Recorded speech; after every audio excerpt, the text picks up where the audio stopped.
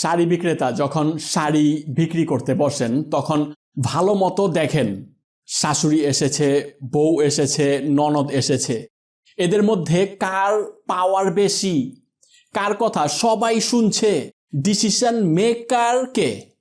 শাড়ি বিক্রেতা প্রথমে এটা খুঁজে বের করে, তারপরে সবগুলো শাড়ি তার সামনে তুলে ধরতে শুরু করে এবং বলে যে আপনি বলুন কোনটা সুন্দর। কেননা শাড়ি বিক্রেতা জানেন যে তিনি ডিসিশন নিয়ে নেবেন আর সাথে সাথে মালও বিক্রি হয়ে যাবে। এমনই বুদ্ধি খাটাতে হবে, এভাবেই আপনার সম্ভাব্য ক্রেতা খুঁজে বের করতে হবে, তাহলে খুব সহজেই সেল পাবেন ইনশাআল্লাহ। আসসালামু আলাইকুম, আপনাদের সবাইকে স্বাগতম। আমি মোহাম্মদ রাশেদুল হক। আজকে আলোচনার বিষয় হচ্ছে সেলস স্ট্র্যাটেজির অনেক গুরুত্বপূর্ণ একটা পয়েন্ট, একে বলে KDM, identify your KDM। KDM এর মানে হচ্ছে কি ডিসিশন মেকার। যার কাছে আপনি মাল বিক্রি করতে চাচ্ছেন তার কি ডিসিশন নেওয়ার অ্যাবিলিটি আছে নাকি নাই। মাঝে মধ্যে আমরা রং পারসন এর সাথে অনেক কথা বলে ফেলি। কথা বলা দরকার একজনের সাথে, কিন্তু বলি আরেকজনের সাথে। দেখেন, 5 ধরনের লোক আছে যারা আপনার কাছ থেকে প্রোডাক্ট ক্রয় করে থাকেন। নাম্বার 1, ইনিশিয়েটর, যিনি উদ্যোগ নেন, মানে পণ্যটি যিনি প্রয়োজন মনে করেন। নাম্বার 2, ইনফ্লুয়েন্সার, পণ্যটি সংগ্রহ করতে ক্রেতাকে যিনি উৎসাহিত করেন। নাম্বার 3, ডিসাইডার, পণ্যটি কিনতে হবে কি না এ ব্যাপারে যিনি ডিসিশন দেন। নাম্বার 4, বায়ার, পণ্যটি যিনি ক্রয় করে থাকেন। এবং নাম্বার 5, কনজিউমার, যে পরে ওই পণ্যটি ব্যবহার করেন। এই 5 ধরনের লোকের মধ্যে আপনি টার্গেট করছেন কাকে? আপনার ব্যবসায় কাকে টার্গেট করা জরুরি?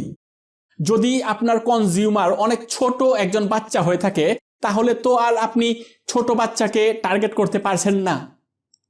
এক্ষেত্রে আপনি কি করবেন?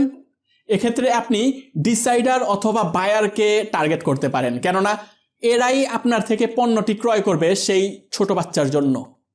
যেমন ধরেন, কর্পোরেট অফিসগুলোতে যিনি পণ্য ক্রয় করে থাকেন তাকে পারচেস ম্যানেজার বলে, মানে তিনি হচ্ছেন বায়ার।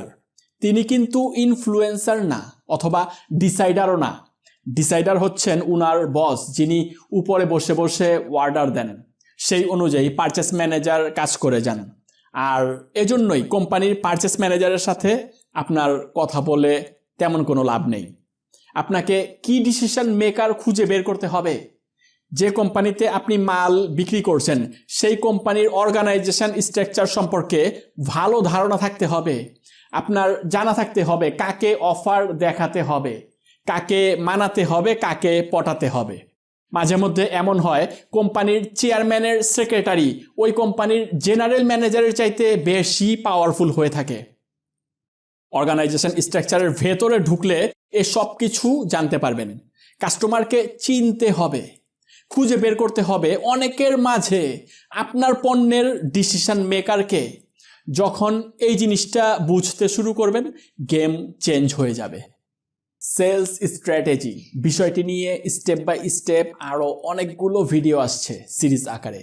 অনেক গুরুত্বপূর্ণ তথ্য আপনার ব্যবসায় সেলস বাড়ানোর জন্য, সেলস টিমকে শক্তিশালী করার জন্য, আমাদের দেশের সেলিং প্রসেসটা সহজ করার জন্য প্রিমিয়াম কন্টেন্ট ফ্রিতে শেয়ার করে যাচ্ছি, যা আপনার ব্যবসাতে ইমপ্রুভমেন্ট নিয়ে আসতে আপনাকে পুরোপুরি সহযোগিতা করবে। তাই দোয়া করবেন এবং সাথেই থাকবেন। আর ভিডিওটি ভালো লাগলে অবশ্যই একটি লাইক এবং শেয়ার দিয়ে যাবেন। ইনশাআল্লাহ আবার দেখা হচ্ছে পরবর্তী ভিডিওতে। আপনার অতি মূল্যবান সময় দেওয়ার জন্য আপনাকে অসংখ্য ধন্যবাদ। জাযাকাল্লাহু খায়রান।